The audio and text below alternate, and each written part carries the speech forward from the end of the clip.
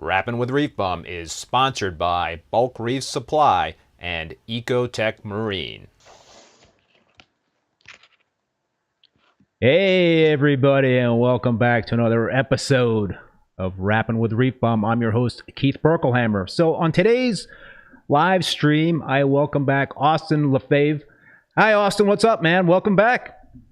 Thank you, Keith. Thank you so much for having me back. Very excited to be here today for another episode of Rappin' with ReefBum. Yeah, man. We got a whole bunch of people tuning in, and I welcome everybody to the live stream. I think you've got a bunch of your coworkers that are watching right now. They're going to be busting your chops, perhaps. I don't know. But we're going to have a lively discussion about tank maintenance tonight. And just to remind everybody in terms of Austin's background, Austin is the Director of Residential and Commercial Accounts at Tenji Aquarium Design and Build, which is based in Carmel, California. Tenji specializes in custom aquatic systems for public aquariums, residential, and commercial clients. Prior to joining Tenji, Austin founded and owned Aquabox. He has been in the aquarium industry since 2002 and is known for building immaculate aquarium systems, and is recognized throughout the industry for his knowledge and understanding of marine fish breeding, care, and quarantine practices. Austin has been published in Reefs magazine, reefs.com, and Reef Edition magazine. He has presented at MACNA, the Michigan Coral Expo, and a Manhattan Reef Frag Swap. So before we start the chat with Austin, I want to take care of some business and thank the sponsors of the show, Bulk Reef Supply and Ecotech Marine. I really appreciate their support, and I also appreciate everybody out there that's been tuning in and supporting the show as well. Please spread the word, and as per usual, we are going to encourage you folks to drop your comments in the chat and ask a lot of questions. We're going to be talking a lot about maintenance, so have those maintenance questions ready. And see a bunch of familiar faces out there. Reef Keeper, Wade Riles, Great Bearded Reef. Thank you, Paul, for joining. And the Herm 14. So Austin, man, I think the last time you were on the show was about a year ago, and we had a nice conversation. So just for the folks that might have missed that episode of Rapid, can you give everybody just a brief overview of what what Tenji is all about and what you do for them?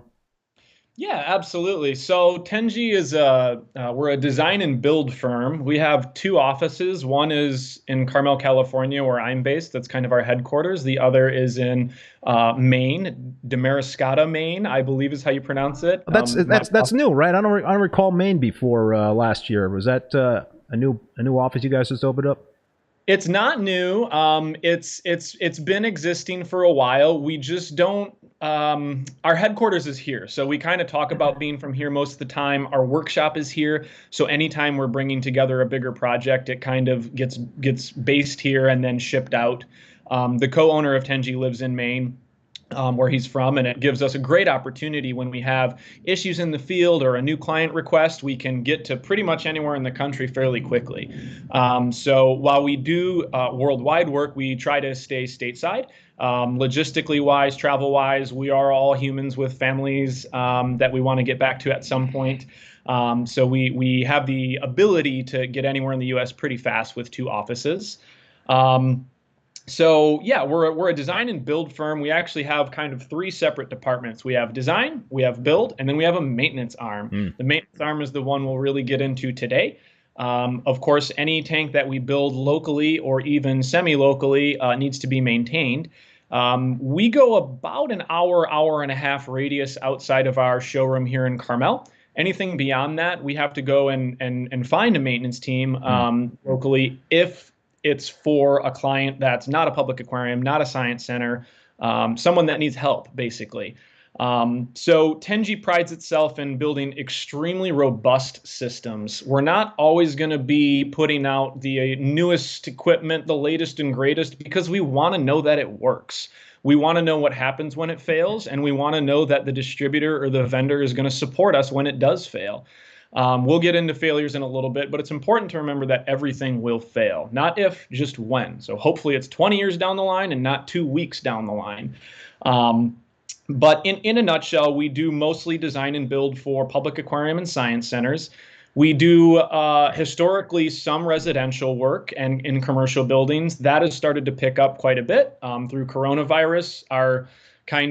The public aquariums obviously got pretty quiet. They weren't selling any more tickets. And then the hobby started to pick up some more. So, if people are interested in, they're going on Reef to Reef or a forum, and they're doing a lot of their own due diligence to figure out reef keeping, they might pick up a Red Sea reefer and install it for themselves. We totally support that type of reefer aquarist, and that's where a lot of people get started. Now, when that aquarist decides to put a 300-gallon tank in their wall with a remote life support system, and we need to be involved with architects or interior designers, that's really when Tenji starts to shine. We put together full design documentation packages that any architect can walk through. Any builder knows how to communicate with us, and we can speak their lingo too regarding clevis hangers and all kinds of weird way to mount pipe in the ceiling and the walls that as a young aquarist, Austin had no idea what the heck anybody was talking about when that came up. But all the pipes are underneath the tank, right? On small tanks, yes. On big tanks, no. So we really start to shine when that type of documentation becomes required. With that said, we do beta tanks. I mean, we do little tanks for local businesses all the time. So in a nutshell, we're just kind of that next step after you don't want to put it together online yourself. We're the people who bring it together on a larger scale and make sure that the outcome is what you're desiring from the beginning. So just a couple of comments here. Blue Reef is wondering if that is a new kind of fish in the picture behind you. That's a yak, isn't it? Or is it some sort of... That's actually like my wife's favorite animal. It's a Highland cow. There you go. There's a farmer not too far from us that has 2 of them. And every time we go to eat over there, she's always like, oh my gosh, there's my cows. So that was a gift to her a while back. Last time we did this, I was in another room. This happened to work better for me. So it's a cowfish that can't swim, believe it or not. Well, all right. Now, what's the other thing I want to? Oh, just a random question here, and I want to just ask it before we forget about it. Coach Sid, does he have any decent sized builder tanks he takes care of with any big roller mats? I know MRC came out with a good size one and some of the really big commercial pond size ones. So yeah, I mean that'll be interesting to kind of like talk about roller mats and maintenance and that stuff. But how often do you guys do systems with roller mats? So at this point, I can say we have officially done none Wow. with Tenji. We have some in testing. Austin has used them independent of Tenji in the past. They're getting much better. I am extremely intrigued with them. I think it has every potential to be the next step for the pre-filter and replacing filter socks if people are using filter socks. If you're not using filter socks, then there's no reason to consider a roller because it's basically a direct replacement for that. Yeah. I suppose some people still might be using like a pre-filter pad, a bonded pre-filter pad and a wet-dry type filter. It's kind of the same concept as that. My personal initial experience with them, now this was probably 8 years ago when I got my hands on kind of the first available units. They smelled pretty bad. At the one fresh roll would roll over into the old roll. If you were overfeeding just a little bit or had a heavy bioload, a lot of waste would get trapped in there, a lot of detritus. And then as the dirty roll rolls up, you basically have a stinky roll of paper towel underneath your aquarium stand. There has been some improvements in that. I know that a couple of the commercial producers of them now basically just have them spin faster. And of course, that is a user-controlled thing in most of those units. So basically get the old roll out faster than we used to, and it'll stink less. So I also had go ahead. I was just going to say that, I think that's a really good question to kind of kick off this maintenance conversation because my understanding is that roller mats would be less maintenance required versus filter socks. I've never used roller mats, and what I've heard about roller mats is that you have to have low flow right through the sump for those to be effective. I don't know if that's true in all cases. But that, makes me kind of take pause because I like to keep an SPS dominated tank, and I also like to have return pumps that add to the circulation within my display tank. So that's kind of like why I've never considered roller mats. But is that true? Is it just going to be a lot less maintenance versus filter socks, where you might have to change a filter sock more than once a week? Correct. In my opinion, it's to save on maintenance from filter socks. I do know that a couple of the earlier commercial units that kind of like dropped right into a 4-inch filter sock hole, for example, had surprisingly low flow rates available on them. They have seemed to improve that. I can say we are testing an MRC unit, and it has pretty high flow rate capabilities. I'm drawing a blank on it. We have several 1.5-inch returns or drains going into the unit with pretty substantial flow. I don't know the number off the top of my head, but that is something that those vendors will start to creep up on is, hey, let's be able to put 10 times turnover through the sump if we want to with these filter socks. Another way I'd seen it done is some people just divert the additional water away from the initial unit. I'm not a fan of that. I would personally go back to filter socks or run nothing at all. If you're diverting some of the water away, then we're not pre-filtering. We're pre-filtering a certain amount, but that just seems kind of silly.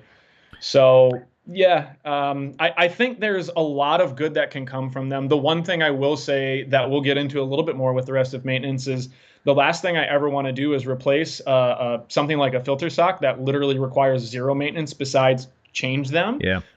They can't fail, right? Like filter socks cannot fail. The only way they could fail is if you don't change them, they overflow. Right. Most of your sumps will have a bypass slot in there to let water go around if that happens. But that also means that we're being, I don't want to throw anybody under the bus, but it means we're being a lazy aquarist. Or, something catastrophic happened if your kid dropped a washcloth in the filter sock and it slowed flow down enough or something. Kind of seen it all nowadays. But I think they're amazing. I really think the concept, the theory of rollers are amazing. I think my maintenance team will be over the moon when we can eliminate filter socks.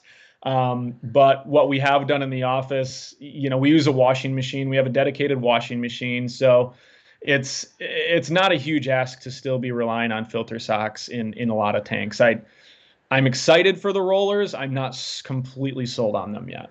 Thanks, Rob Upstate New York, for that super chat. The comment is, here's to dirty filter socks in my washing machine, wife's favorite.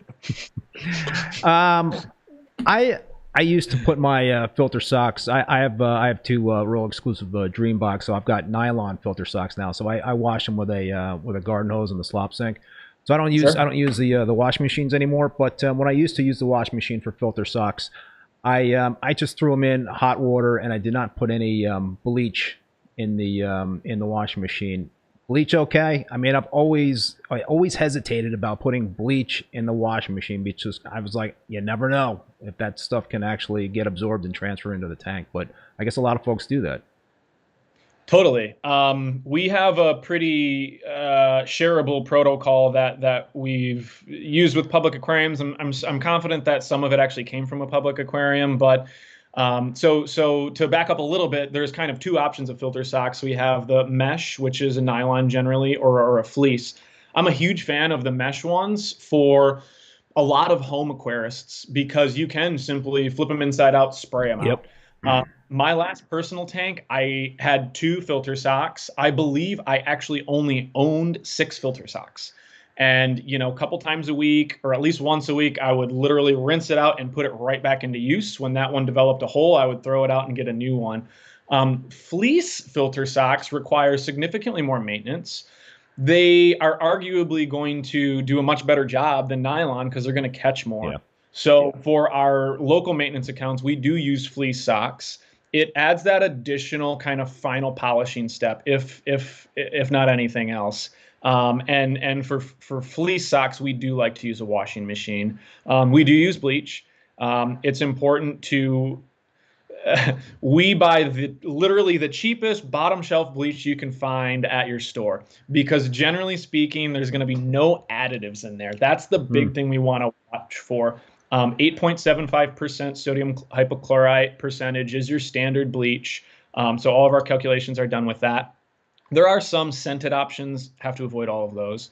There are some splashless options, definitely avoid those. There's a funky ingredient in that to make sure that when you're pouring it, it doesn't splash as much. And we accidentally bought some of that one time and had some pretty interesting results. No animals were harmed or anything. We just couldn't get the darn bleach to dissipate for whatever reason. We looked at the bottle and it was a splashless bleach. It was totally different. See, that's why I fear using bleach. Yeah. Yeah. So, I mean, like, you know, Spartan brand, dollar store, whatever bleach you can find, it's straight bleach. There will be a percentage on there. 8.75% again is the common. 8.25 sometimes too, depending where you're at. Edward Mars says, awesome. The nice term is generic, damn it. Darn it. Generic. Yes, generic bleach. Do you say darn it or damn it? No, I think darn it. Okay. If he's on the clock, he said darn it. So that we rinse the socks out, get all of the major stuff out by flipping them inside out, and then basically we keep them wet. If you keep them wet, once they go into the washing machine, they're going to wash a lot easier for you. Keeping them wet is as simple as putting them in a brute can or a 5-gallon bucket with tap water. That water is going to stink if you keep 6, 7, 8 socks in there. So put a top on it. Then when you're ready, pull the socks out, put it in the washing machine. We just do a standard white load on there. If you're using your home washing machine, you want to make sure to flush it if you've done a clothing load with any type of soap in there. So that's why we have the dedicated machine in there, and that would probably be for a home hobbyist the biggest thing to be nervous about. After we've identified the correct bleach, make sure you don't have any residual soap in there. Yeah, I'm sure I've had residual soap get into my fish tanks over the years, and because I didn't do any flushing of the washing machines, and I don't know, but I always just seem to have pretty good luck with it. But how often would you say you should be changing out a filter sock? Just depends on the system in terms of the the bio load and the amount of stuff that needs to be mechanically filtered out. Is like I used to do it like once a week. Yeah, 100% depending on your bio load, the size of the system, the amount you're feeding, the type of socks you're running. If we're running like a nylon mesh sock, you can hold it up to the light and you can kind of see through the checkered pattern. So you can probably get a week out of those pretty easily. Even a felt sock, you're going to get a week out of. Generally speaking, I mean, our maintenance accounts were there once a week. At least I would say most of our accounts are weekly. So we don't have the opportunity to change them more than once a week. We're never going in there and finding a filter sock overflowing. Here's a caveat with filter socks. People get themselves into trouble if they're running them and they do not clean them. If your filter sock is down there and it's brown, you're doing more harm than good. The entire point of a filter sock, pre-filter pad, or roller is to remove detritus, excess food, and waste out of the water before it breaks down into nitrate and phosphate, which is algae fuel. If we're letting everything collect in this sock and just break down in the sock and turn brown and we're never changing them, you're doing more harm than good. Because if you remove that sock, you give your protein skimmer an opportunity to pull that crap out. Some of it might get sucked back up in the supply pump. Maybe fish will start to pick at that. Maybe it becomes coral food or plankton, if you will. So if we're using filter socks of any type, any style, we have to make sure that they're changed frequently. Now, changing them once a day is super aggressive. That's ideal in theory because we're removing it as soon as possible, but it's way over the top and we're supposed to be enjoying these things. So once a week is good for most people. I don't think I've ever had to instruct someone to do it more than once a week. The one time I know I do it more than once a week is in quarantine systems when we're heavily loading them with fish. Right now I have a quarantine system at the office with like 50 fish in it. They're all pretty small, but I pack them tight in quarantine. It keeps aggression down. There's other reasons behind it. Suffice to say, I'm changing or at least cleaning those filter socks 2-3 times a week. As soon as I look down and I see a little bit of tan in them, I'll spray them out, put them back in. Once they're tan again, I change them.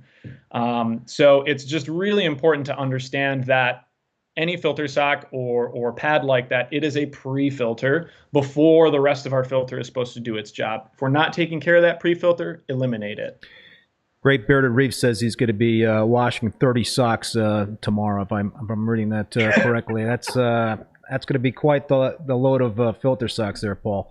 We got different comments here in terms of frequency of people that are washing. Reef the Sea Forever, I think, is saying changes the socks out about every 4 days. And Reef the Sea Forever also made a comment that's interesting in terms of takes the socks out of the sump when he goes on vacation.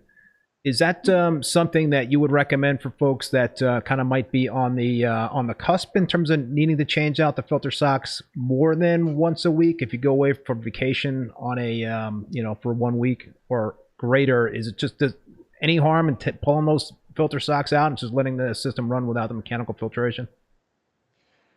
It's a really interesting question. I'm really excited to hear that someone's thinking like that when they go on vacation. I have two trains of thought in this. Number one, if you're worried that your sock's going to overflow when you're gone for that long, it's probably not a bad idea to do that. But number two, and this is huge, try it when you're home. Yeah.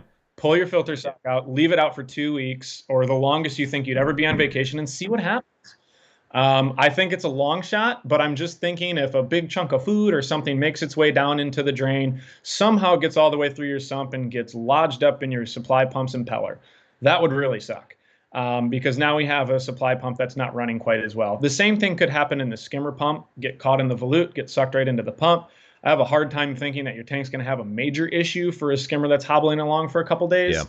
The important thing to note for any type of changes we're doing for vacation is to try it when you're home. And try not to think about it. Like, try it and pretend that you're gone, right? And then when you go for vacation, you won't have any questions. My gut is that that's a very good idea if that aquarist is worried about, potential sock overflow in the meantime. The other thing they could probably do is, let's say they're using like a tight micron felt sock. You could use a looser micron nylon sock like Keith is using. That's going to give you, those things really don't clog. You'd have to leave it in there for like a month, maybe longer. I don't know. But you're still going to have all that stuff building up. So if you're not able to change it out, it's kind of one of those things you have to weigh. But definitely try it before you leave would be my recommendation. So speaking of vacation, would you say generally it's a bad idea to perform a lot of maintenance, heavy maintenance on a tank like the day before vacation? Or is that okay? I've always kind of abided by the theory that I never want to make any major changes to my tank right before I go away on vacation. But I just kind of was wondering in terms of tank maintenance, should just stay away from cleaning return pumps or skimmer pump or something big like that, like the day or two before vacation. Should you just kind of do changing out filter socks or cleaning the skimmer cup type of stuff? Yeah, we're Tenji's right there with you, Keith. We are always a little skeptical to be doing any type of, even if it's a prophylactic cleaning, like if we're just thinking about this right before vacation, let's save it for after vacation. Let's save it so that we know that thing's going to be running for, this is throwing a dart into the dark, but maybe a couple few days that you can actually look at the system before you go.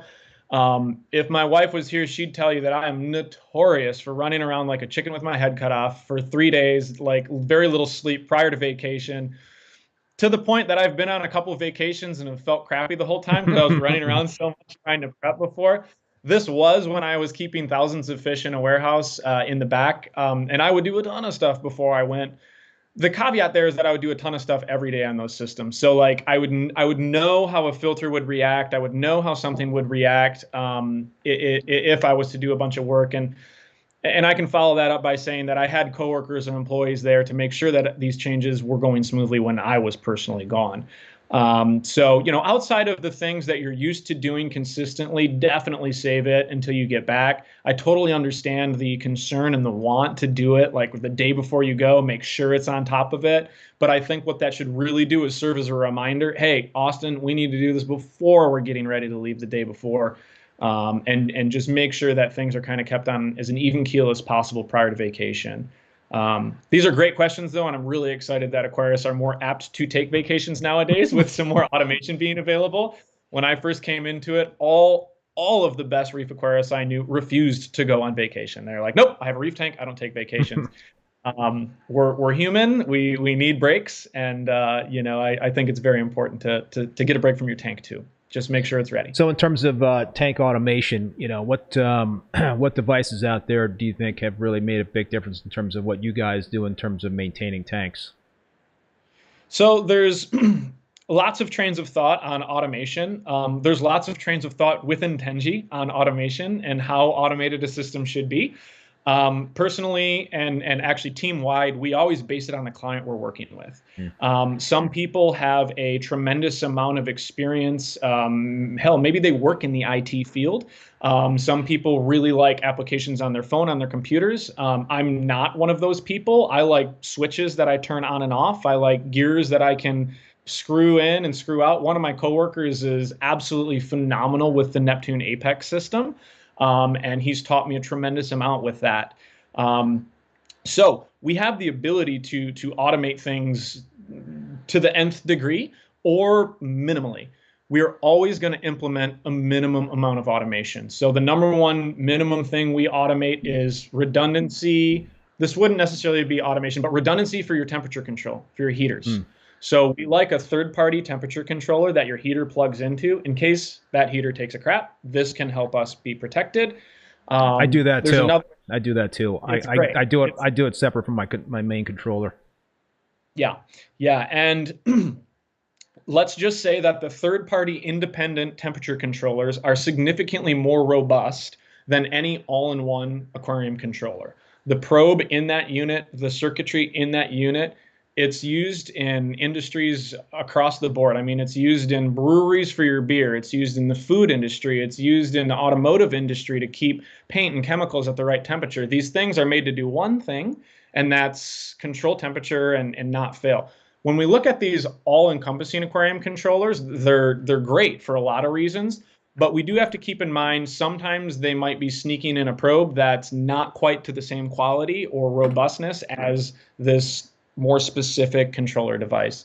And the temperature controllers, they're not terribly expensive. Now, don't get me wrong. If you have an all-in-one aquarium controller, it can still serve as a really good backup. So once we have temperature control figured out, we want automated top off. Let me ask one quick question before you get the automated top off. Sometimes I guess you don't like to mention specific brands, but I'm going to ask you a specific brand question. What brand do you guys like in terms of temperature controllers? Renko. Interesting. Which I actually don't know. So we get them. Aqualogic makes a really fantastic Renko type controller. Aqualogic's in San Diego, California, and they specialize in temperature control devices, heating, cooling, you name it. They have some other really cool things that they offer. I can honestly say that I have not had an independent temperature controller that I didn't like. I've used like a JBJ before. I think we have like 4 brands around the Tenji office, actually. What about Finex? Do you like Finex? I have no experience with Finex, so I can't comment on that. Do you have them? I do. I've been using them for a long time. Seem to be pretty good, And I also have Renko. Do you have Renko? Yeah. Okay.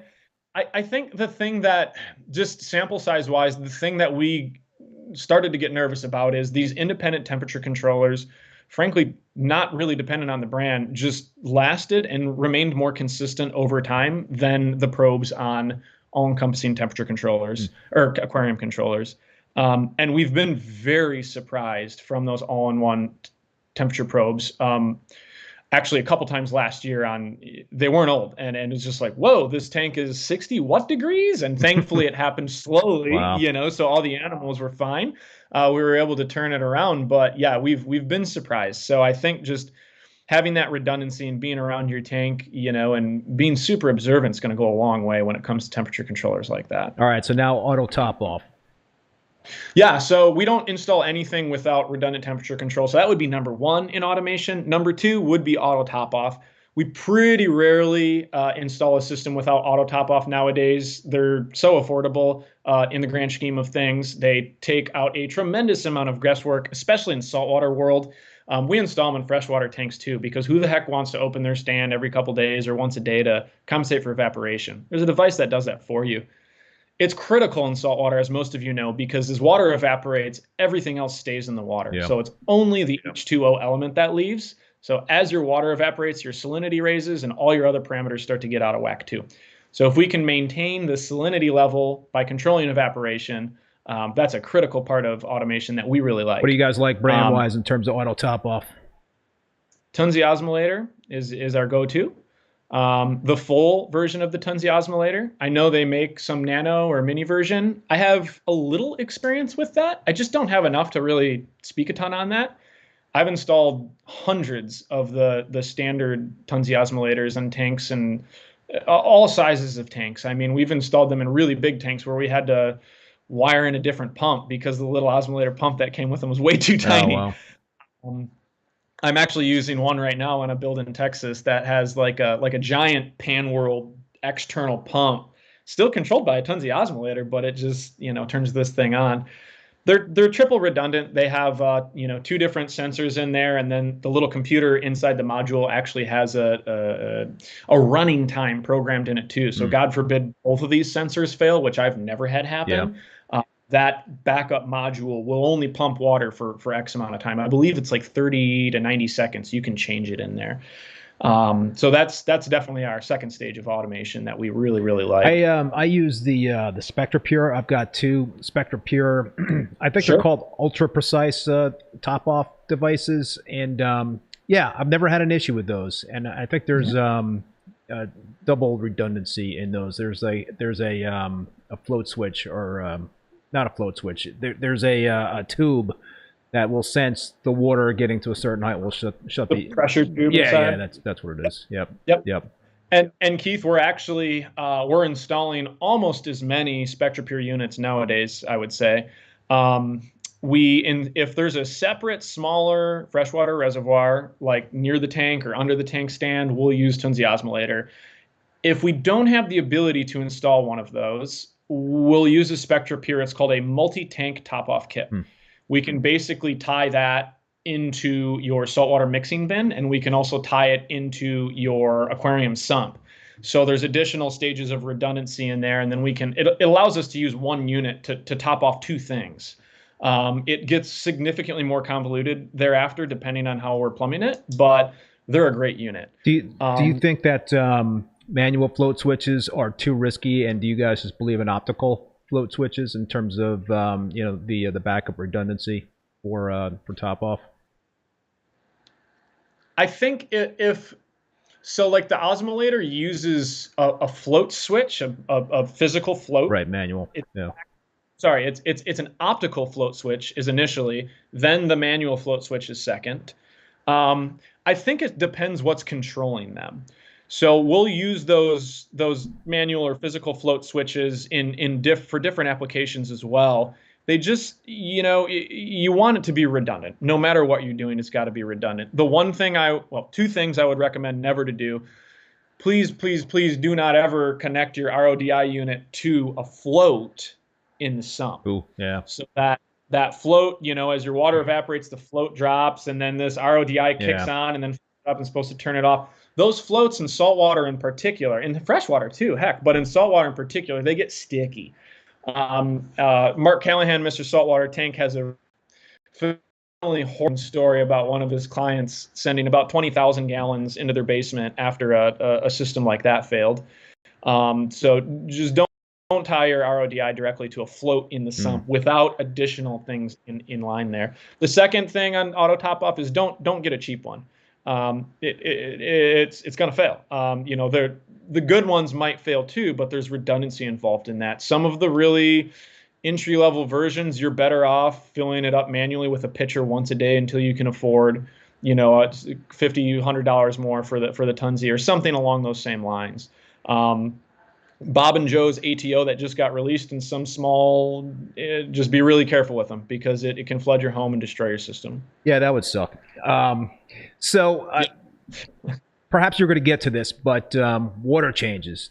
Are you automatic water changes scare the crap out of me. Is that something that you know, some of your clients have set up? You know, the auto water changes. Do you guys believe in them? What's the deal in terms of water changes, in terms of your maintenance, you know, plans with folks? Super client specific again, because we might be building something for Georgia Aquarium, Monterey Bay Aquarium, or we might be building something for, you know, Austin down the street. So generally speaking, we do We call it kind of a seamless water change system. So it's not completely automated. We can completely automate it. We don't like to, is the bottom line. We always like someone to be on site to at least inspect what's going on. Float switches, float valves, all of this stuff, optical sensors, they're fantastic. But remember what I said at the beginning, they will fail. Not if, just when. So if we're installing like high quality of all of this stuff, we're going to give us a longer period of time to catch something that's going wrong, but something's still going to go wrong. So generally what we're doing is we're plumbing directly from our water mix tank to the sump. And we have a couple different ways we can plumb it so that, generally speaking, a client turns on the pump in their saltwater mix, they turn a valve, that valve starts moving water to their system, and then water is automatically displaced via gravity from that system as this fresh water goes in. The way we dump it in front of, in line of pumps, on one side of an overflow, there's a lot of different variables that come into play. There's very little mixing that happens. So we're actually doing a water change by turning one valve with no buckets, no hoses, no nothing. This does take planning up front. You have to have your sump plumbed to a drain. And you have to have your saltwater mix plumbed to the life support system or the tank as well. So it's fairly automated, but just be really careful with fully automated. So somebody's got to be, pushing the turning the valves and whatnot and what have you to do the water change. So it's not automatic, but it's easier to do in terms of a manual water change. Yeah, I mean, let me just make one comment here before I say something more about my water changes. Great Bearded Reef is just wanted to reiterate what he is saying, to hit that like button, folks, so more people can find the live stream. So go ahead and smash that like button out there so we get more people that can find the stream. So, Austin, what I was going to say in terms of how I do water changes, and I might have mentioned this the last time we spoke, I can't recall, but I've got kind of like an automated system set up where I spent a lot of time hard plumbing my sump, to my slop sink, essentially, and I've got a whole bunch of different valves. So what I do for a water change is I'll shut down the whole system. I'll turn everything off in terms of equipment. And then I'll utilize one of my return pumps. So I have a valve that I turn. So instead of, when I turn the return pump on, instead of that pump pumping water to the tank, it's going to pump to a pipe that's going to eventually get to my slop sink. So I can easily pump out like 25 gallons of water within a matter of minutes to my slop sink by just turning a valve in my sump. And then I've got pumps in two 50-gallon drums. So I got an RODI drum that has a pump in it. And when that gets filled up, I pump that water, the RODI, into my other mixing drum with the salt. And I mix up the salt batch. And then I have another pump in that, which will pump water from that drum through PVC into the sump. So I spent a lot of time setting it up that way in terms of hard plumbing it. But I could literally do a 25-gallon, 30-gallon water change in 5 minutes. So it's just... and that's what percentage is that for your system, Keith, roughly? I'm doing like 10% water changes, every week in each of my two systems. So, nice. Yeah. Nice. Yeah, what do you guys recommend in terms of water changes? What percent, how often? Depends on the client and the system. For somebody like you, an experienced aquarist that understands bioload, feeding, etc., and you're around your tank regularly, 10% weekly is pretty darn good. And obviously you're basing that, Keith, on your water parameters, on your requirements to add your coral building elements like calcium, alkalinity, magnesium. I'm sure you have that all balanced out. For newer aquarists or for maintenance companies like us, we're doing 20 to 25% weekly. Oh, wow. That's a lot. The main reason behind that is if we're there on Tuesday, we're not back there until Tuesday. We don't know what's going to happen in between those days. We don't know if client A's kid is going to go and dump a bunch of food in there. We don't know what's going to happen. So everything in this hobby to be successful long-term is all about prophylactic maintenance. If we get home and corals are dying or fish is going crazy for some reason, outside of natural disasters or something, generally speaking, we've slacked on something. We've slacked on maintenance. We're ignoring bulb changes. We're letting the filter socks fill up with mud and it's overflowing into the something, like something else has gone wrong. So as opposed to saying, let's start with 10% and then up it as required, we're starting higher and we can slowly back off of it as needed. And it's much easier, especially when we're dealing with a client in person that doesn't know fish tanks. They're like, why the hell is my tank green? Oh, well, we started with 10%. We realized we need to go up to 15%. So we go overboard right off the bat. And we've just seen immaculate results with this over the years. The water parameters, one thing we didn't talk about in automation was automated testing. We'll touch back on that. But we can see these water parameters nowadays with automated testing so much more consistently than ever before. You know, we used to have data points once a week, which is great, better than once a month. Now we have them 4 times a day. So we can really see what's going on. And what we've noticed when we're sticking with that 20-25% weekly water change is the water's perfect. Could we, you know, dip down from that? Yeah, of course we could. But then where is that breaking point? How do we keep it consistent? How does Austin talk to people in Saudi Arabia, Australia, England, and California about the same thing?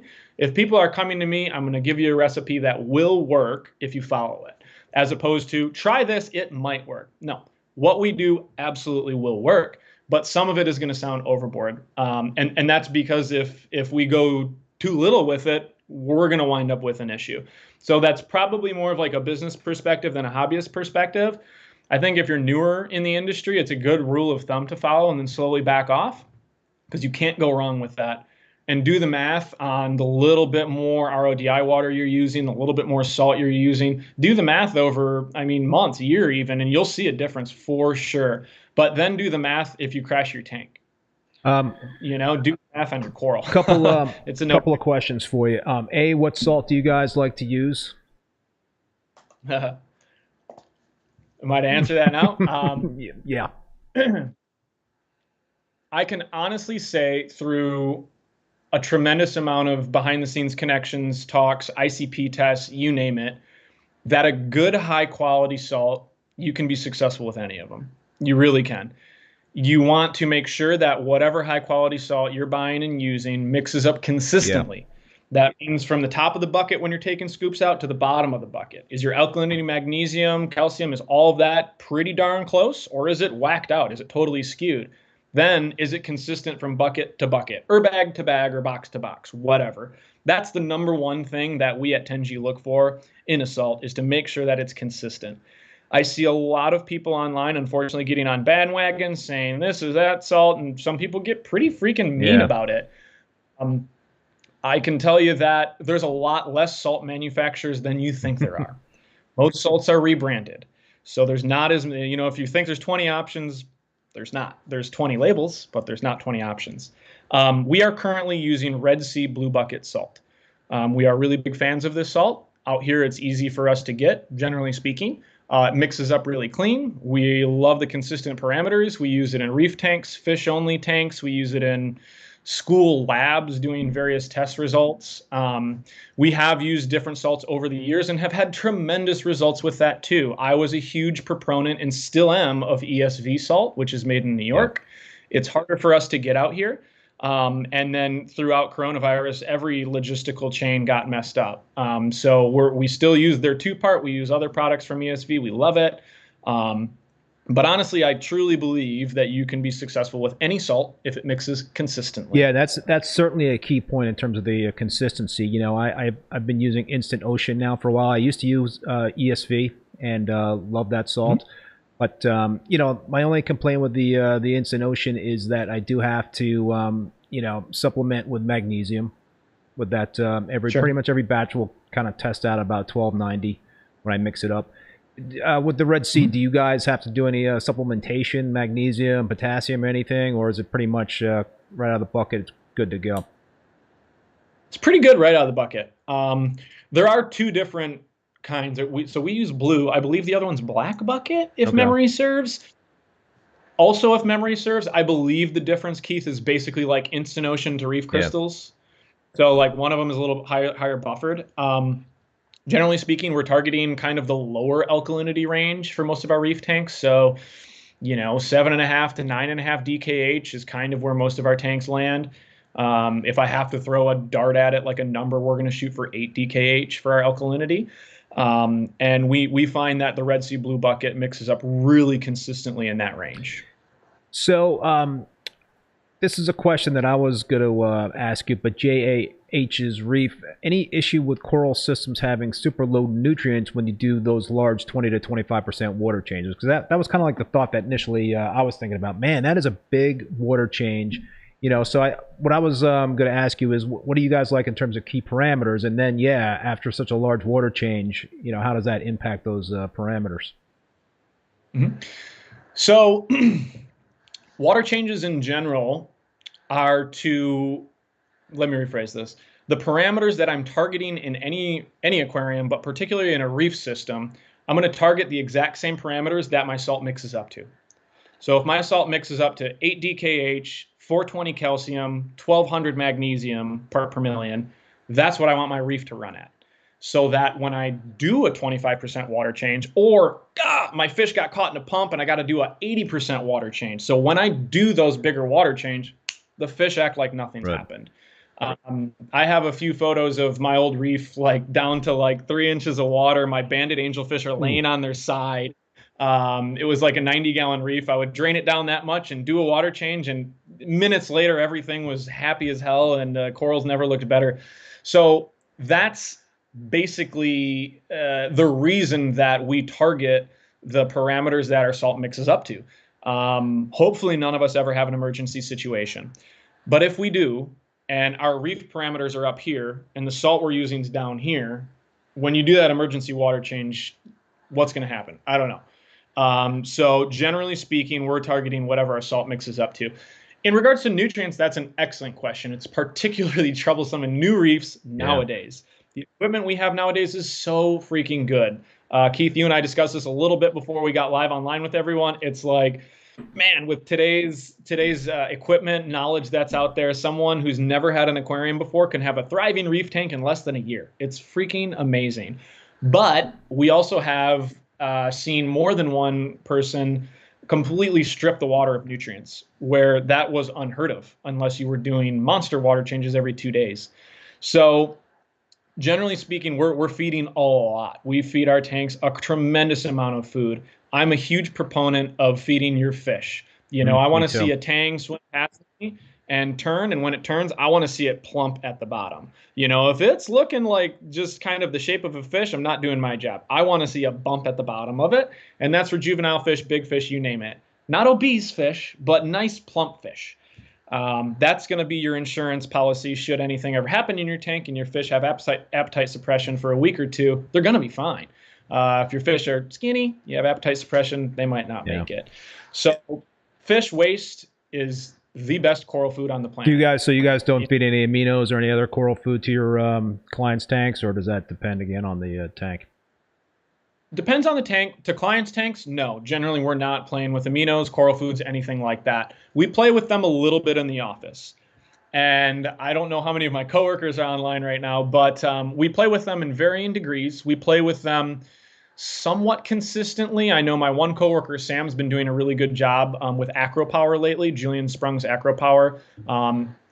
Pretty fantastic amino/carbon source. I think a lot of those products, ESV has a really good one too called Transition Elements. Yep, I've used that. A lot of those products are great, and there will be differing opinions on it. What I can say is that in a chock full reef system with lots of fish, if you're feeding the heck out of them a quality food, you don't have to supplement your corals with anything else. I mean, that's what I pretty much do. I do not use aminos. I do not use coral food for the most part. I mean, I also have my own like homemade fish food, and I'll put a little coral food, little reef roids in that, and some spirulina, spirulina powder, and a whole bunch of other stuff into that homemade fish food. But I also feed my fish like 4 times a day, and I'll feed them variety. So I'll feed the whole homemade food once, and then I'll do like just brine shrimp and mysis shrimp pellets, and I feed a lot of nori too, and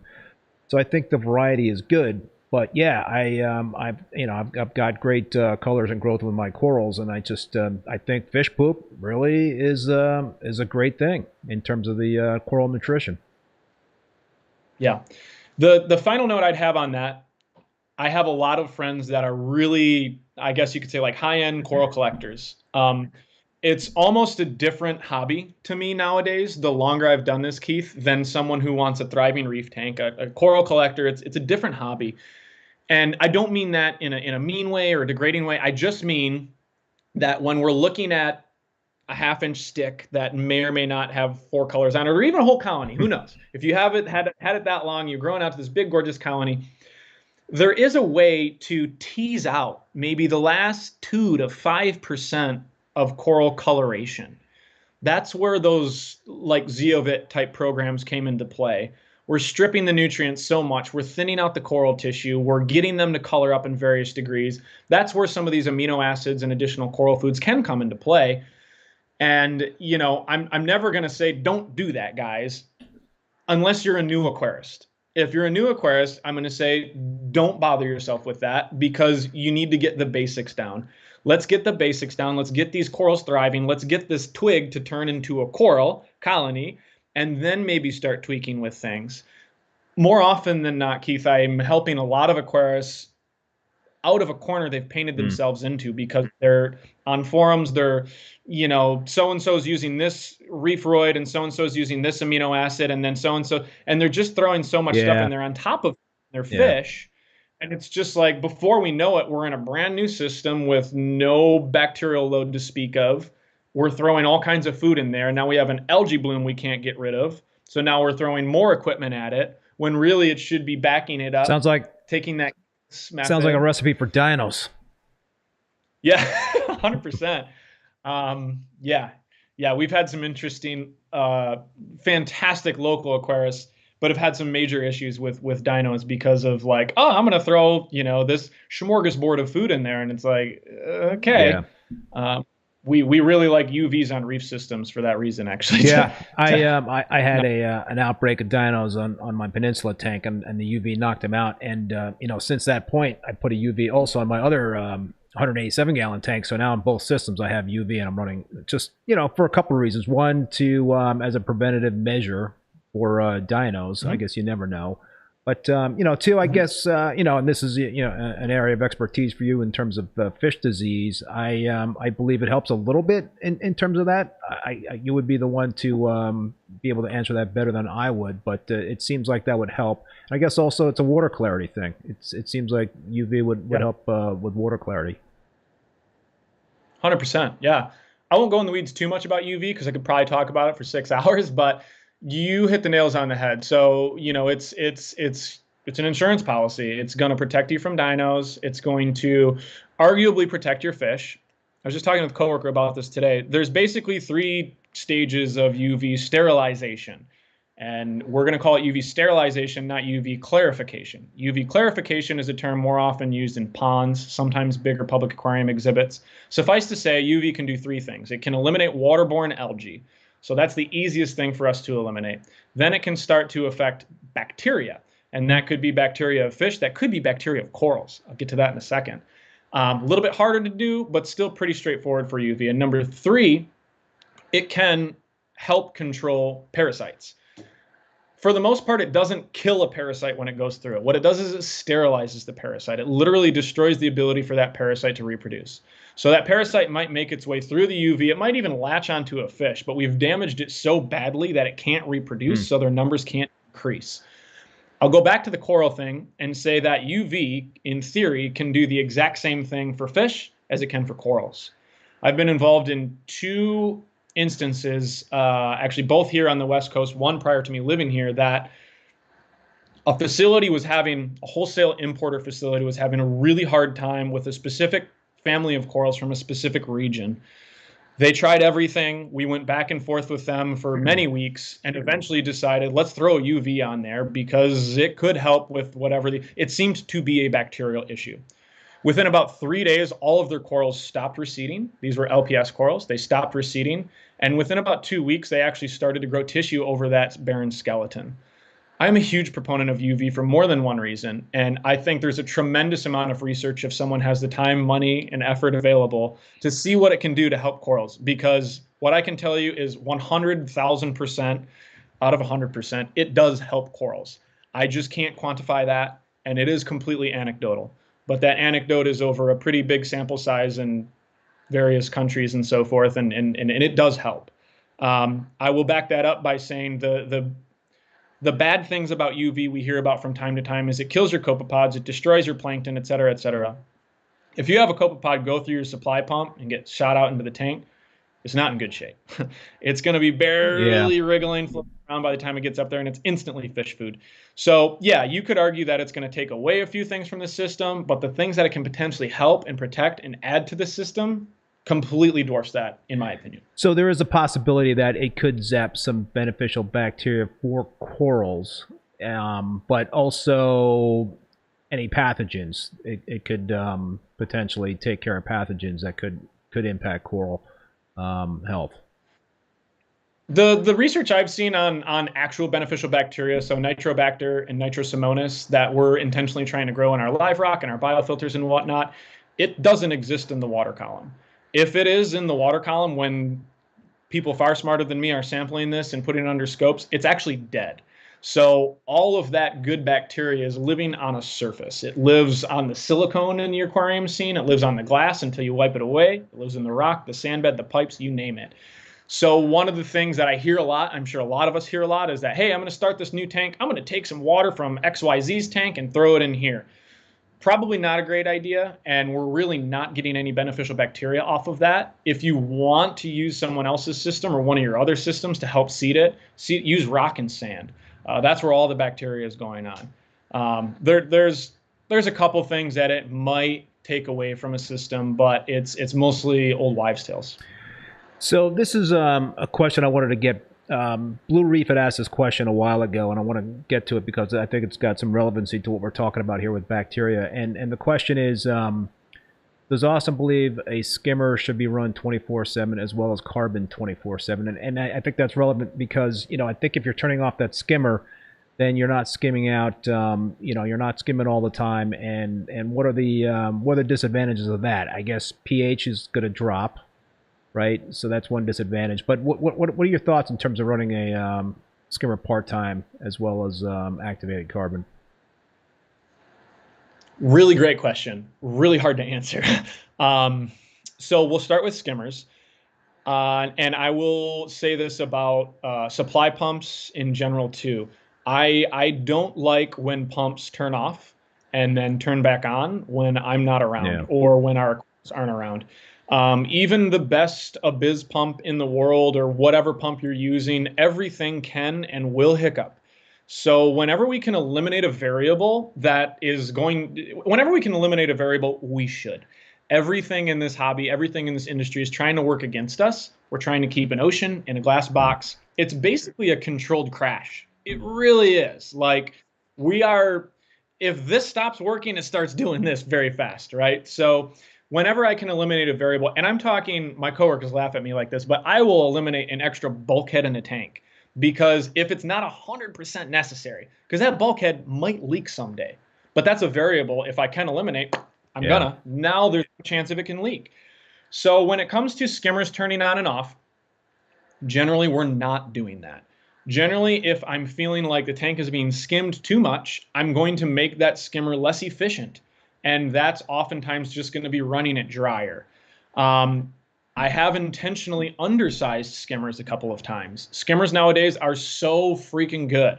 At one point, and Keith, you probably remember this, we were in if you had a 200-gallon tank, you bought a skimmer for a 400-gallon tank. And that was just 50 inches tall. Yeah, exactly. It was 50 inches tall. You had to build a special closet for it. Our spouses hated us because they stunk. Mm-hmm. They were super aggressive. But they worked really well. They did work well. Now, if you buy a skimmer for a 100-gallon tank, it's going to work really well for a 100-gallon tank. So you can intentionally kind of trick it to not skim as well if you're facing that problem. So here's where the whole concept comes from. The whole concept for turning your skimmer off is to leave more plankton or food in the water column for your food or for your corals to eat, to consume. I don't remember who was initially pioneering this thought, because it was like nobody had skimmers. Then skimmers came into play. Kind of everyone started skimming. Then some coral farms, if memory serves, are the first people I saw turning it on and off.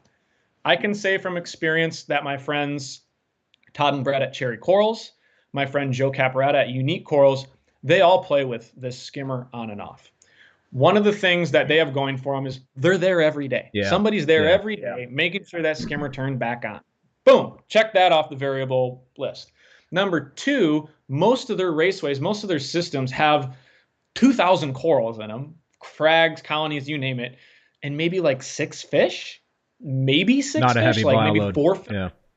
Extremely low bio load for the amount of corals that's in that tank. So what they're doing is giving the corals a chance to utilize these nutrients before they're stripped out of the water from the skimmer, but they're also using the skimmer to do the skimmer's job. So if you find yourself in that type of position, if you're growing corals in a raceway at home, or if you have a really new system with very little fish, you can probably go without a skimmer in general and not have to worry about toggling it on and off. I'm never going to tell someone to not toggle their skimmer on and off, but I just want everyone to be aware of that variable, that it might not turn back on. And if you're not paying attention to it, who knows how long it goes on for before you catch it. Yeah, the only time I turn my skimmers off is when I'm dosing bacteria, and that's another thing I want to talk to you about. But when I'm dosing bacteria, you know, the skimmer and the UV will go off for a few hours. So I'm dosing Microbacter 7 and Microbacter Clean. I just started doing that this past summer. I've talked a lot about this on the show. We've had some guests talked a lot about, you know, bacteria dosing. And, you know, so I think the theory is that, you know, when you first put that, that bacteria into the water column, it could get skimmed off, or UV could zap the bacteria. But, you know, and that kind of also dovetails into what we were talking about before in terms of the equipment. It's just so efficient these days, and that you're just pulling a lot more out of the water, zeroing out nutrients today, like, you know, like you weren't in years past. So it's more powerful in terms of the filtration equipment that we have. And you know, so there's been some conversations on the show that you know, why are we dosing bacteria these days versus years ago we didn't do that? Why is that necessary? Is it because the skimmers are perhaps pulling out, you know, all the mechanical filtration? It's so much better these days that it's pulling out that stuff, and that we need to you know, dose bacteria to supplement what's being taken out? I mean, what are your thoughts on that? And do you guys dose bacteria in some systems? It's another, unfortunately, kind of depends on the situation type reply. Our overall scope on it is, once the system's established, we're very rarely dosing bacteria again. I'm not going to say it's a bad idea to, because it's not. One of the important things in any aquarium system, pond system, you name it, is that we are forcing fresh, young, beneficial bacteria to reproduce and to push some of that older bacteria out. We also want multiple species and strains of bacteria working together in this closed ecosystem that we've developed. So that's where adding like your Microbacter 7 or any of these over-the-counter bacterias can become very valuable.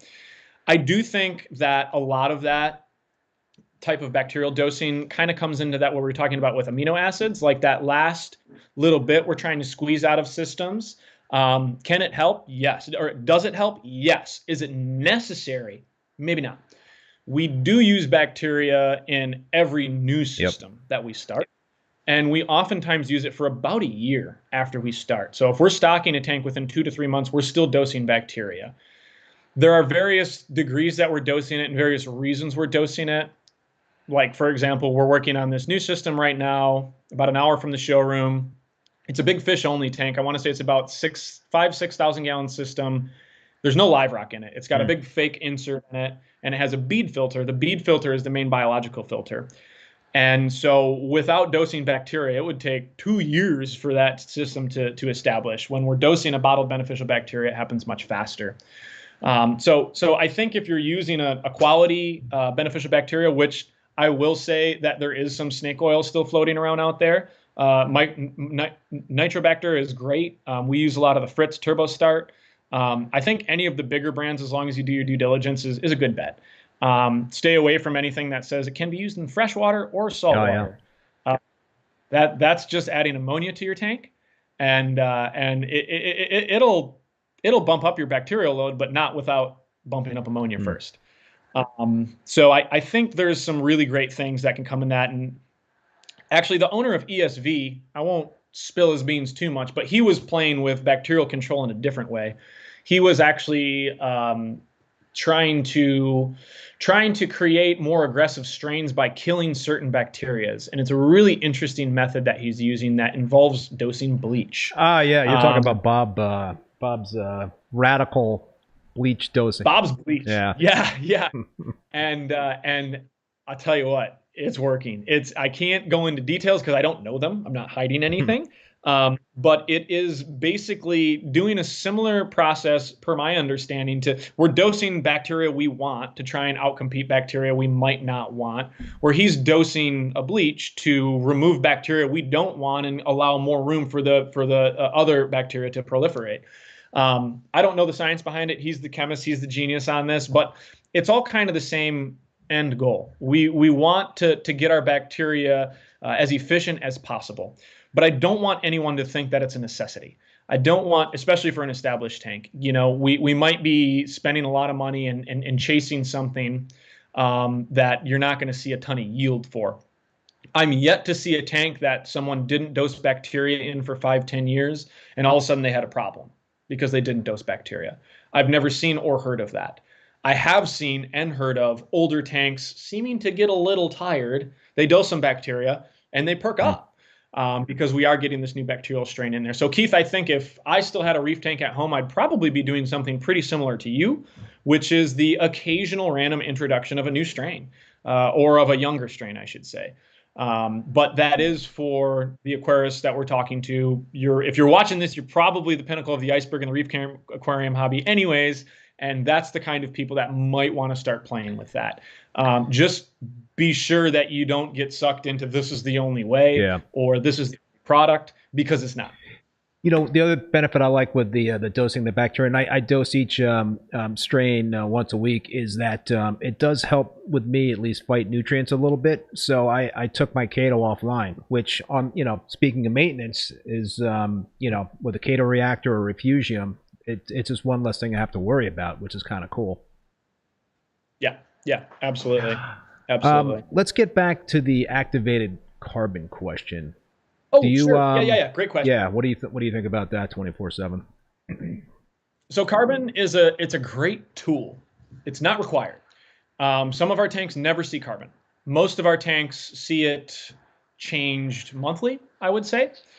It's important to note that carbon very rarely, and there's so many different grades of it now, like your bulk reef supply rocks, like kind of the super high end stuff, some of those other brands like that. Then you have like the cheapest of cheap carbon that comes with an AquaClear hang on the back filter. Throw that stuff out. Literally, like your really entry level carbons, they're in a reef tank, they're going to do more harm than good. And that's based on their ability to absorb nutrients and then how much dust they're going to give off too. So a really low quality carbon is not worthwhile. An intermediate carbon is a good place to start. I'm fine to say that we use a Kohler Lab product. We've also used a bulk reef supply product, kind of the basic carbons that they use.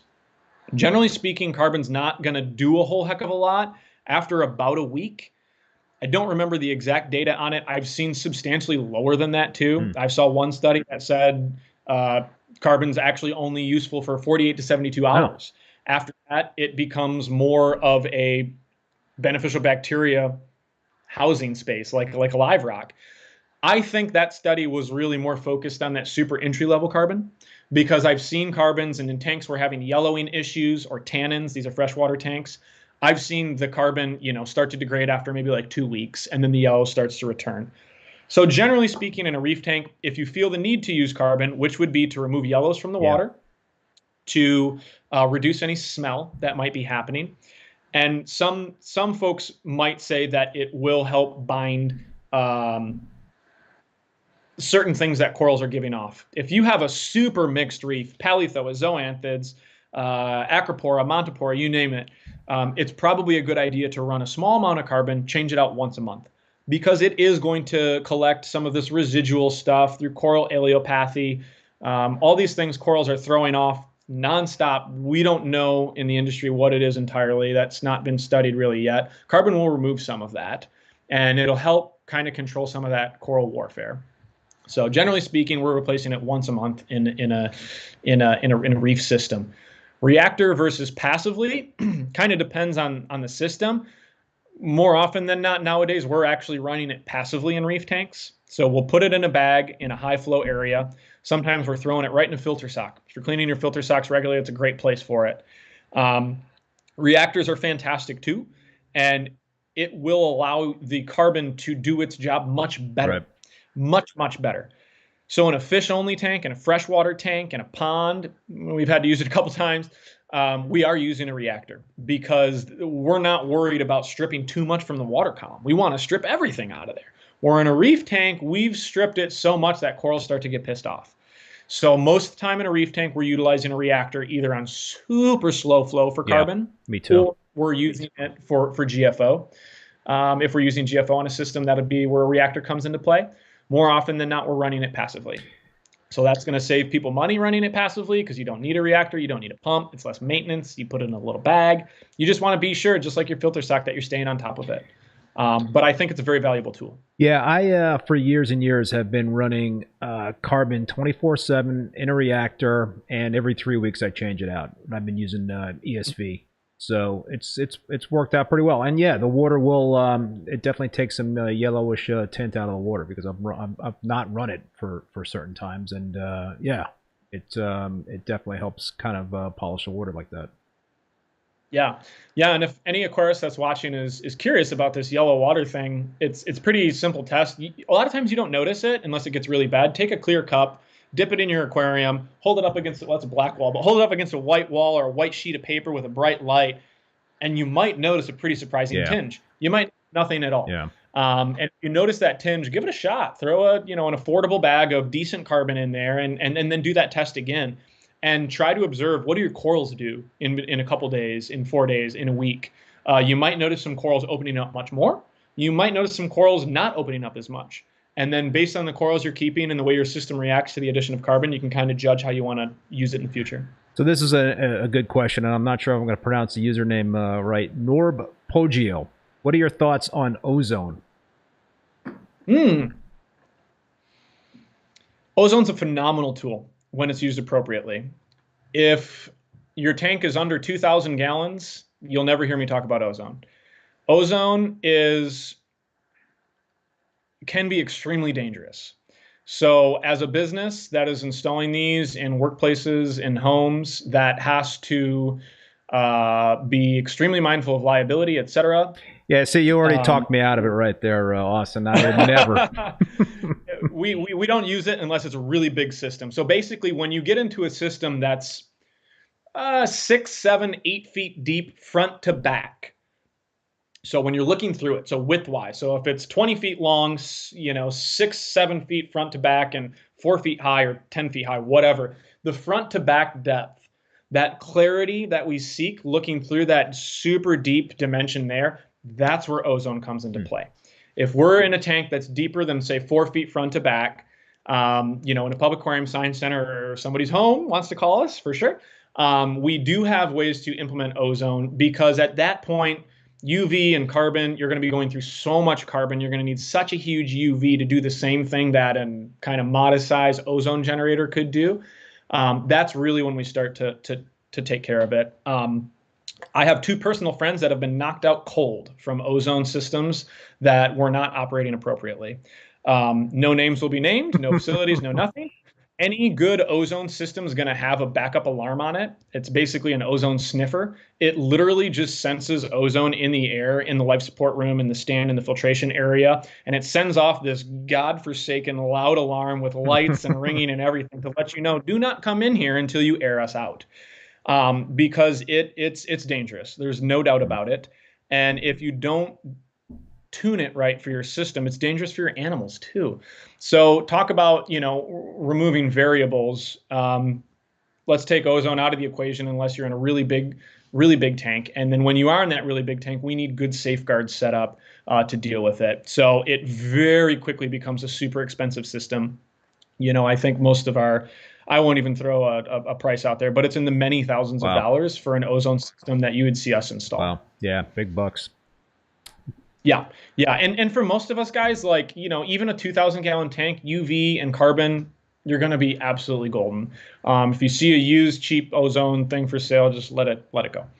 So let's take a big step back here, Austin, and I guess we've been talking a lot of specifics, but before the live stream, you mentioned something to me that was very interesting. You said that you guys at Tenji have this recipe for maintenance for reef tanks. Can you kind of talk about that recipe for maintenance that you guys and maybe focus it more on the smaller tank side versus the larger commercial accounts? Totally. I actually referenced an old Magna-Talk of mine, and prior to this, Keith, just to make sure we were still on the same page as back then. And it's been 5 years since I did that talk. I can't believe it. Look at the date. It's called Bulletproof Reef Keeping. If anybody wants to search it on YouTube, just search Bulletproof Reef Keeping and then like my last name, it'll pop up. Good luck spelling my last name. But essentially what it did, it was kind of like the bulk reef supply 68 reefs of reefing or whatever series they did. They did a really good job of that. It was pretty in depth too. And so this kind of was a precursor to that, my Magna Talk. And I tried to do that before I knew they were going to do that, but with this kind of specific honed in mindset, with this recipe, if you will.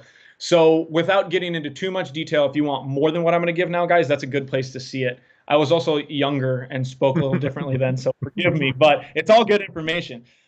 So generally speaking, we're going to rely on a protein skimmer as the heart of our filtration, coupled with sizable, consistent water changes. We try and keep everything as simple as possible so that, you know, well, I can just skip to this right now. We do not use refugiums or algae scrubbers or things of that nature. They're all phenomenal manners of nutrient export. They really, really are. Refugiums will pull things out with chaetomorph, with various types of other macroalgae. A buddy of mine in Florida that I haven't seen for a long time, he's got a really cool little refugium that's actually all like the red dragon macroalgae. And he screams to high heaven about how phenomenal nutrient sink that is. It's still something else to maintain. We need a light. We've got this other piece of equipment. We've got unions. We've got pumps. We've got other chances for things to leak. What is my goal here? Is my goal to keep fish happy and thriving and corals happy and thriving, or is my goal to grow algae in a different place? Because if we're keeping up with our water changes, if we're changing our filter socks, if we're using an efficient skimmer and changing that, you don't need this additional 5, 6, 7 other methods of filtration. We live in this golden age of reef keeping where there are 20 different major filtration things we can use. So what I did was just kind of hone in on something that I could talk to people around the world about that I would know would work regardless of what equipment they have on hand. And that focuses on using pure RODI water, so 0 TDS RODI water, mixed with the quality synthetic sea salt, your skimmer, and then choosing quality equipment from the beginning. That's a bit of a different topic there, but I'm really big on choosing, you know, first of all, think about the biggest tank you can afford and then shrink it by 50%, because all that other stuff is going to add up so quick when it comes into the tank size and equipment that we want to choose. So basically that recipe would include, we've kind of talked about it, the filter socks, the skimmer, keep up with your weekly water changes, have backup equipment on hand. That's a big point of that conversation that I hit. And I deal with so many clients weekly about this. You know, we include backup supply pumps, backup power heads in any quote that we send out. I have clients constantly tell me XYZ is this much less. Well, they're not including any backup stuff. We lose projects sometimes because of that. They call me several months or years later and say, oh my gosh, I'm in this pinch. I don't have backup stuff. Redundancy is just so important. So I always run 2 return pumps, and that, you know, even like on a 120-gallon system, I have 2 return pumps going because you just never know. You never know. And if you're not running 2 return pumps, have one on the shelf. You know, have something on the shelf so that you can swap it out, or when your neighbor calls you and you're 2,600 miles away, have it pre-plumbed so that can get swapped right in. Next day air is a beautiful shipping thing that a lot of us have access to. It's not always available in Seems the like area all these problems always happen like on a Saturday or something like that, right? Because that's when you're fussing or with the it day the day before. the day before you go on Yeah, vacation. there you go, right? Yeah, one of those two things, right? So yeah, the recipe, I would honestly just say watch that presentation, but it involves, you know, the consistent maintenance, making maintenance easy on yourself. So that's a huge thing. So the key really is the large water change, right? Because if you're not using an algae reactor or refugium, then you're relying on that large water change to keep the nutrients in check. Yep, 100%. Yeah. Okay. 100%. Gotcha. I will tangent a bit here because there might be a couple people online who are like, "This guy's full of crap," and I'm really good friends with the owner of Triton in Australia, Ishan, and then Julian Baggio is his right-hand man. We had those guys on. It's such a fantastic freaking method. I absolutely am over the moon with it. I love it. I'm having a hell of a time replicating everything across the board in the field. And if I had my own tank, if we had a ton of time, a ton of displays at the Tenji office, you know, we would be looking at that a little bit closer. We use their ICP test regularly, especially when we have a question, what the heck's going on here? It is important to keep in mind that when certain parameters get out of whack enough, their directions do state perform a series of water changes. So it's not perfect. And when things get out of hand, one way or the other, the fix is still to perform water changes. So for Austin to be able to replicate this on a grand scale and help a business run and help aquarists around the world do this consistently, this is the method that we've devised that we've proven over and over and over works really, really well. And I think the Triton method or that type of method can work well too. We have a hard time replicating it on a grand scale without having someone there regularly. You know, so think about if your reef tanks at home, what if you only saw them once a week? How would you change the maintenance? What would you do differently? And do you have time to add these independent elements manually? Because you can't automate that stuff. You shouldn't automate that stuff. You can't test for it. You know, there's no probe to back up your iodine dosing bottle when it dumps 500 milliliters instead of 5. So I think those methods are really great. And I'll just be honest, I don't have a ton of experience with it outside of the few times we've used it. Because we have to replicate things on a grand scale and we have to be able to do it where we're only there once a week. So this question's come up a couple of times in the chat. Kalkwasser, chasing pH. We've talked a lot about that topic on the live stream. Do you guys utilize Kalkwasser in the tanks? Do you recommend folks that are using a calcium reactor to supplement with Kalk? I'll start by saying we're really big two-part folks. We're really big two-part folks because you tend to avoid anything else we're about to talk about if you use two-part. There are exceptions to that when you get into really heavily stocked reef tanks, big reef tanks in particular. The other exception is if you're an old salt like me or maybe Keith. We have more experience with calcium reactors, and it's just a little bit different mindset to think of a calcium reactor versus two-part. So with two-part, we are able to. I mean, we have, I think the biggest reef we're currently working with on two-part is about 800-gallon system. That's a lot of two-part. I mean, is that a heavy reef tank? It's a big reef tank, yeah. Yeah, so we deliver our two-part in 5-gallon buckets on that system. And we automate the dosing. It is backed up by an Apex Trident automating testing device. And then we back that up with manually test once a week to make sure that that's staying in line. There are more affordable ways to do two-part. Like we use ESV and we buy a dry formula and then we mix it up. You know, that helps a lot. And it really takes some of the guesswork out of the couple of other things we're going to get into now. So moving on to a calcium reactor, phenomenal device. I mean, it's how the ocean works, right? It's taking aragonite, it's dissolving it, which spikes pH, raises pH in the reactor, dumps it into our tank, and obviously part of that aragonite dissolving is it's going to increase alkalinity and calcium and all that jazz. So that's going to be dosed into the tank. Oftentimes we're going to have a little bit lower pH because that water's coming out in there. So now we're going to add Kalkwasser on top. So now we're dealing with two devices to try and do one thing. Those generally are going to have multiple pumps, maybe 3 pumps. Oftentimes, if you have a recirculating calcium reactor, something to feed the calcium reactor, and then something for the kalkwasser stirrer as well. So we're moving away from the simplicity of the system when we're getting into these things. That's strictly from a design point of view, strictly from an Austin has to maintain these tanks remotely for long term. Yeah.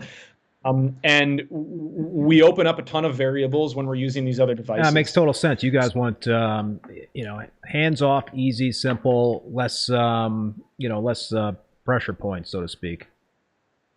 Exactly. And I hear the argument about cost a lot, and then I can pretty quickly push back and say, well, you know, have you ever had an issue when you're playing with kalkwasser calcium reactor and it wiped a bunch of stuff out? Because all the cost discussions go out the window when people have tank issues, big tank issues, and it's also a bigger upfront cost to get those 2 devices. They're phenomenal. They work great, right? And I know a couple of people who only use kalkwasser for their reef. In fact, I know that Joe Yaiulo is a huge proponent of kalkwasser in his 20,000 gallon reef tank. That's just always jamming. I know he did a recent renovation on that system, but I've seen it in person a few times, and it's like unbelievable. I mean, staghorn coral is bigger than me, right? And if memory serves, his only addition to that system in regards to calcium or alkalinity was through kalkwasser. Wow. Now he uses like 50 gallons a week, I think. You know, he stirs it up in a brute trash can and just drips it. Like, I think it's over a week. It might be over a few days. That demand has changed since the reboot, but all 3 of these methods work. The other thing I'll mention briefly that I'm super excited about, actually, the note came from a friend, Ben Johnson, who I know you had on there, Reef Beef there, and he runs a installation and maintenance company in Texas. And I was talking to him behind the scenes about this Tropic Marin product. We're not talking about their salt, are we? No, it's not their salt. We're not going to get into it today. It's kind of an all-in-one dosing supplement, and to me, it reads a lot like kalkwasser, but it's a little bit better. It provides building blocks for all 3 of the coral building parameters, so alkalinity, calcium, and magnesium. It provides things better than kalkwasser would in that sense. It's essentially a powder you mix into a liquid and you dose it, and it's a 1-part solution versus a 2-part solution. We're very intrigued by this, Keith. Simpler, especially when you can buy in bulk, in powder, and mix it up. And exactly, it's simpler. So like, I don't want anyone to think that we're trying to shortcut anything. We're not. We're trying to eliminate variables that can cause the system to crash. And so anytime we can simplify something, we do. So I believe the initial question was, do you always use kalkwasser with a calcium reactor? The answer is no. I would only use kalkwasser with a calcium reactor if you have a consistent low pH problem. The other option nowadays is some people are using these CO2 scrubbers, and that's a pretty cool device. It's something else to maintain. You know, I believe my coworker was telling me this. He has a small reef at home, gorgeous jamming little reef. He implemented one of those because he had kind of a consistent chronic low pH problem. And then the next time we talked about it, he's like, I forgot to replace it for like 2 weeks. And the pH just went, bloop, you know, and dropped right back down and then hovered. He didn't have any major issues because of it, but it's just something else to maintain. So with 2-part, we put in new buckets when they're empty. That's I added an air exchange unit to my, you know, my tanks are in my finished basement. And so I added an air exchange unit, and, you know, being here in Vermont in the winter time, you know, the windows are shut tight. So it's been great. You know, it's been I've been able to elevate my pH like by 0.2 pH points, which is big, you know, with the air exchange unit. So that definitely helped. But that's, you know, it's not cheap. It's not cheap. You know, perhaps something cheaper would be putting a whole ton of houseplants in the same room with the fish tank to help absorb the carbon dioxide. I don't know. But what do you consider to be an optimal pH in terms of running you know, a tank? What do you guys strive for in terms of that range?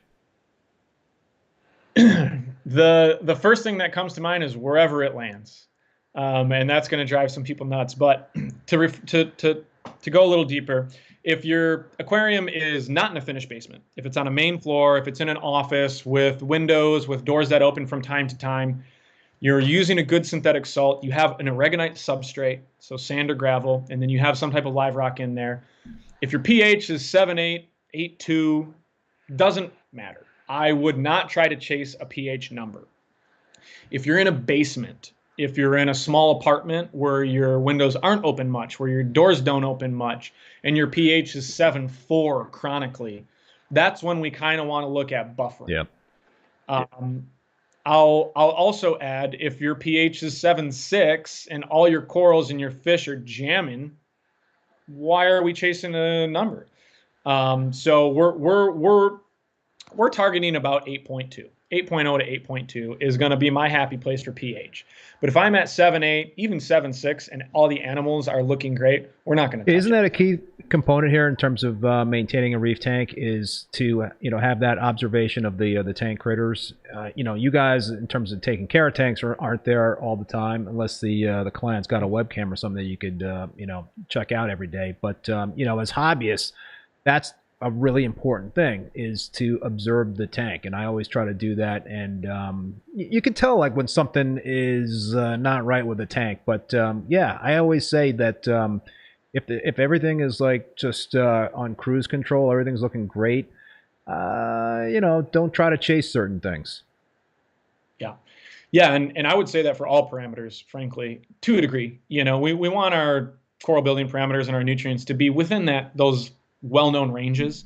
But if you hear that Steve down the street is running a pH of 8.2 and alkalinity a little bit higher, and his one coral looks better than your same species, or maybe even got the frag from him, be really careful when we're chasing those numbers, because there's so many variables, there's so many other things that come into play, that it's probably not worth the effort and potentially the harm to the other animals we'll do trying to chase that.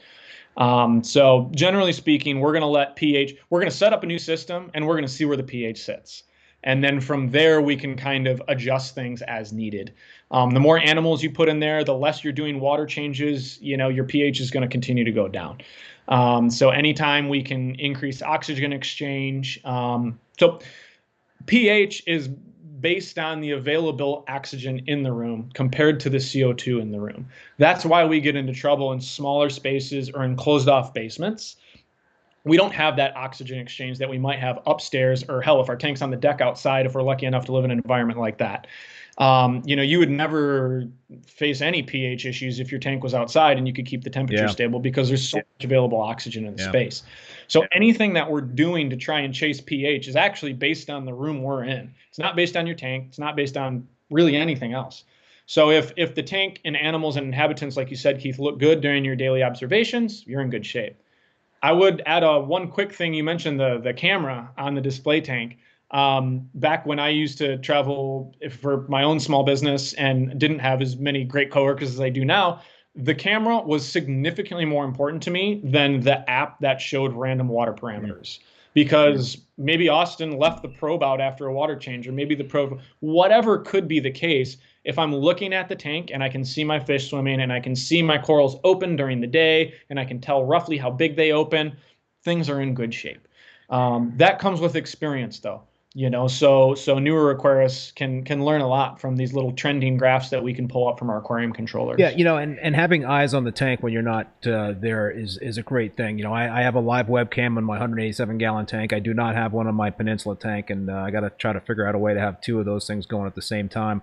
I also have a Nest Cam on the sump of my 187-gallon tank, and that is like a beautiful thing. I've got it hooked into my Profilux 4. So the Nest Cam is not even on. I mean, the only time it's on is when I want to look at it, because then I go into the controller, I turn on the Nest Cam, and then I open up the app on my phone, and there's the sump. So if you're on vacation, even though like something might not be detectable by the controller in terms of where the water level's at in the sump, or the skimmers stopped working or something, just having eyes on it, I've found has been great, because then if something does go wrong, you could boom, pull it right up, and you can just see what's happening with the camera. So, I mean, is that something that you guys always try to talk clients into doing, in terms of having some sort of webcam on their systems? We always try to talk them into it, very unsuccessfully. They're not that expensive. I mean, a Nest cam is like $150, if that. I was going to bring that up too. The unsuccessfulness has nothing to do with the cost. It has to do with privacy invasion.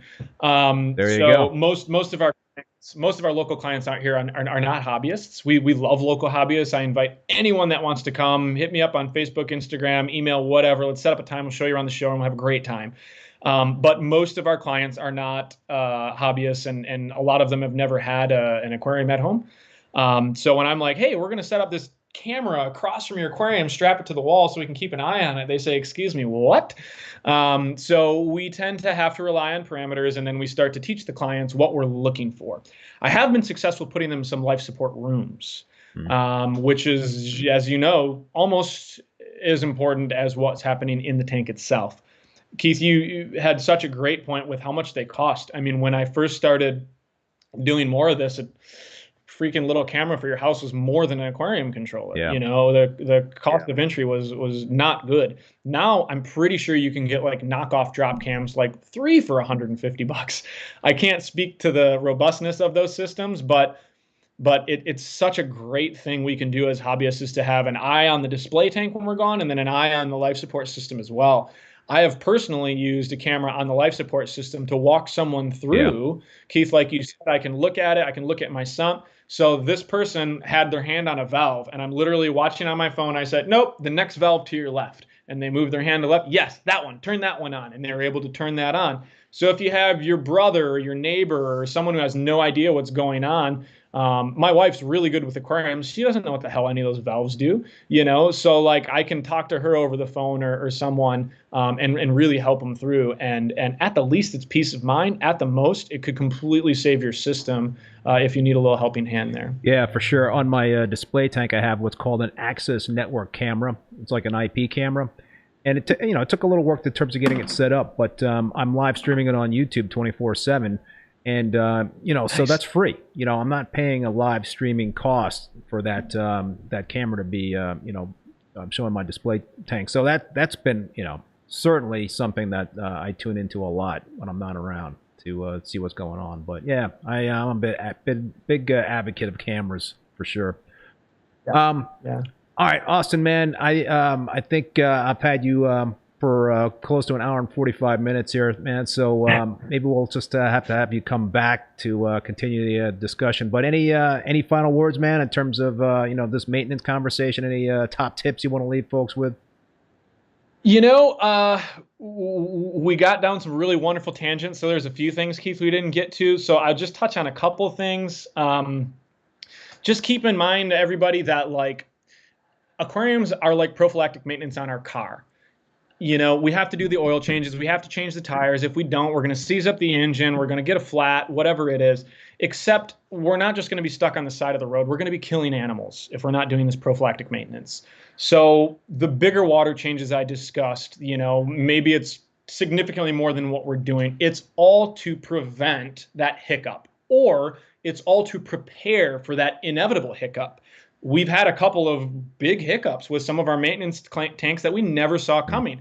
We didn't lose anything, not a one, because we were on top of it. Now, we have losses in our tanks, don't get me wrong. But some of these things, because we're constantly on top of it, constantly basically a step ahead of nature trying to destroy our little glass boxes, it goes a long way. And to tie into that would just be backup equipment. Have your backup equipment. I know it's a tough pill to swallow, but rather than that next coral that you've been eyeing, get that backup return pump in there, because if you don't have that, all your corals are in trouble, not just the one coral you're bringing in. The final thing that I really was going to chat about a little bit was disaster prep. And some of that goes into your backup equipment. If a lot of times if we have backups for any major component, your corals can be fine without lights for honestly 3 to 5 days. Most corals would be totally fine without that. SPS, 3 days, try and get something going. But the critical components can really, if you have those, the power head, the supply pump, you don't need a ton of disaster prep. The final thing for disaster prep would be backup power. And we've seen people in regions, I've got some really great friends in Austin, Texas, who had to go through just a horrifying experience last winter when the grid completely took a crap. And they lost power, gas. I mean, we had clients that had backup gas powered generators, like natural gas powered generators, are supposed to kick on instantaneously. They didn't turn on because the gas wasn't flowing for them. So that's an extreme version. I mean, that client was super prepared. Thankfully, that was a brand new tank. There's no fish in it. But I had a lot of friends, and I have a really good friend down there who installs tanks for a living, and his clients had just really, really tough times. So have a generator. Yeah, don't. I actually have two. I've got a full backup automatic, full house backup automatic generator, as well as a portable propane generator. And I once did have a full house automatic backup generator crap out on me. But luckily, I'd broken the tank down a few weeks before that happened. But yeah, I can't agree with you more in terms of having that backup power. It's critical. You never know. Even like in an area that you never lose power, all it takes is one time, and you're done. Exactly. And then you're 6, 10, whatever years of work is like, ugh. Battery backups, they're becoming more available, more affordable. I have a giant one I carry around in my camper van that like my wife and I can live off of for like 3 or 4 days. You could power an aquarium for quite a while off that. Keep in mind the little battery backups that we have for power heads that are available. Those are going to only run for a short period of time. I view those type of backup powers as a crutch until we get a gas generator in there. I don't rely on them for, well, that'll indefinitely save my tank. No, it'll save your tank while you're away at work. It'll save your tank if you're out to dinner, and a movie for 6 hours or whatever. That's a long dinner and movie, but you get my point. Those are really to tie us over until we can get a gas powered generator and start plugging our stuff in there. So I guess in closing, all the backup equipment, the disaster prep and prophylactic equipment, prophylactic maintenance is all about these animals we're bringing in, oftentimes from nature, or we're bringing them in from a breeder. When they're in our hands, it's completely on us to make sure that they can live long, healthy lives. And with today's tremendous equipment and knowledge and people like you, Keith, sharing all of this knowledge, like we kind of have pretty little excuses to have big issues. Most of the issues we see are caused by us as aquarists, and I'm a victim to that too. We all are, but it's important that we keep our best foot forward, keep our morals high, and try to get these animals to live long, healthy lives. We can get them to live longer than they can in nature nowadays, without a doubt. So that should always be our goal. Well, all right, man. On that note, I guess we're gonna wrap it up, and thank you, Austin, man, again for coming on the show. Great conversation. Would definitely like to have you come back at some point down the road. There's just a ton of things to talk about with you, man. We'd love it. We'd love it. I'll get a little different outline together next time, and maybe I'll even sit in front of an aquarium, and we'll really take it up here. All right. Well, everybody, thank you for tuning in. That'll do it for tonight's live stream. I also want to thank Bulk Reef Supply and Ecotech Marine for sponsoring the live stream and supporting the show, and also you folks for having the conversations in the chat, asking all the questions. Well, I also want to let you everybody know that all episodes of Rappin with ReefBum are now available as podcasts on Spotify, Apple Podcasts, Google Podcasts, and Stitcher. My next live stream will be next Thursday at 7 p.m. Eastern Standard Time, the 24th of February, with Van Thine from Tidal Gardens. So that should be another great conversation. Looking forward to having Than on the live stream once again. So until then, everybody be safe out there, and we'll see you next time.